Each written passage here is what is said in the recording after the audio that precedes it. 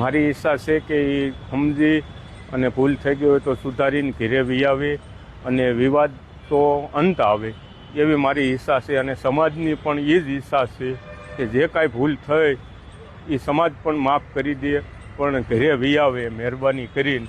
એટલી જ અમારી અપીલ છે. ભૂલ તો થઈ જાય પણ સુધારી લે તો એ મોટામાં મોટું છે ને એના સપના જે છે એ પૂરા કરવા હું સમક્ષ છું. એના સપના કોઈ અધૂરા હું નહીં રહેવા દઉં. હજી એને મને વિશ્વાસ આપ્યો તો હું તમારો દીકરો છું તો હું હજી દીકરો તરીકે જ અપનાવીશ.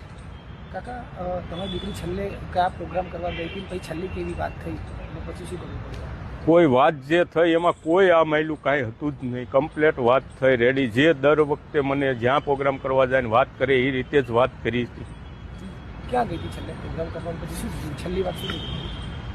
અહીંથી નિહરીથી મેંદરડા હતો, મેંદરડાથી મોરબી હતો, મોરબીથી એને વિયાવવાની હતી પણ ભાવનગરનો પ્રોગ્રામ આવ્યો એટલે ભાવનગર ગઈ. અને ભાવનગરનો પ્રોગ્રામ પત્યા પછી બીજા દિવસે બપોરે અમને વિડીયો કોલ કર્યો અને એણે કીધું પપ્પા અહીંયા પ્રોગ્રામ પૂરો થઈ ગયો છે ને હવે હું અત્યારે નહીં નીરું, સાંજે પ્રાઇવેટ બસમાં આવું એટલે સવારમાં હું પહોંચી જઈશ. આ વાત મારે છેલ્લે થઈ. પછી મળી કે ના મળી, શું થયું? પછી 21 તારીખે મળી. ફરિયાદ કેમ કરી? શું થયું? ફરિયાદ પછી ફોન સ્વિચ ઓફ થઈ ગયો. પછી બીજા દિવસ લગન મેં બધે કોન્ટેક્ટ કર્યો પણ કોઈ મેળ ન પડ્યો એટલે મેં પછી પોલીસ તેને ગુમની ફરિયાદ નોંધાવી. પછી કોઈ વાતચીત થઈ હોય કે પછી તો 21 તારીખે વાતચીત થઈ પણ કોઈ એનો જવાબ આવ્યો નહીં. તમે પરિવારથી વિમુખ થઈ ગઈ એટલે કે સમાજથી સામે પડીને દીકરીને પણ તમે સ્વતંત્રતા આપી. આજે કેટલો વિરોધ હતો તમે છતાં તેનો સપોર્ટ બન્યા પછી? મેં એને 2 વખત વિરોધમાંય પણ પાછો વિશ્વાસ આપ્યો હતો અને એને મને વિશ્વાસ આપ્યો હતો.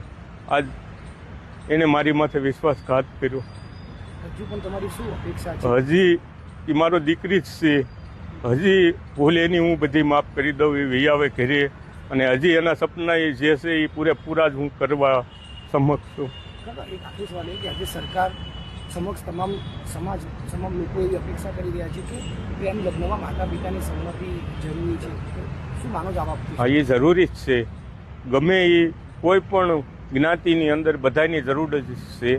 કેમ કે આજ મારી દીકરી વહી ગઈ, કોઈ પણ સમાજની દીકરી વહી જાય તો બધાને દુઃખ જ હોય.